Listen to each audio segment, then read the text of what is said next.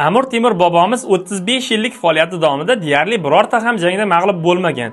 Buning siri faqatgina qo'rqmasligida emas, balki maxfiy harbiy texnologiyada edi. Bobomiz jang maydonida chig'atoy kamonlaridan foydalangan. Bu kamonlar o'sha vaqtdagi har qanday soatni teshib o'ta olgan. Shuningdek, u dunyoda birinchi bo'lib jang maydonida psixologik usuldan, ya'ni ulkan nog'oralar va olovli chiroqlardan foydalangan. Bobomizning razvedka tizimi shunchalar kuchli ediki, dushmanni yuzlab kilometr uzoqlikdan nima qilishini bila olar edi. Hattoki mashhur fransuz imperatori Napoleon Bonaparte ham Amir Temur bobomizni o'ziga ustoz sifatida bilgan. Napoleon bobomizning jangovar taktikalarini yoddan bilgan, unga haykal qo'yishni orzu qilgan. Uning xonalarida Amir Temur bobomizning kitoblari saqlangan. Napoleon mening g'alabalarim ortida Buyuk Temurning strategiyasi yotibdi deb aytgan. Dunyoni titratgan insonlar bizning bobomizdan o'rnak olishgan. Biz dunyo boshqaruvini belgilab bergan insonlarning vorisimiz.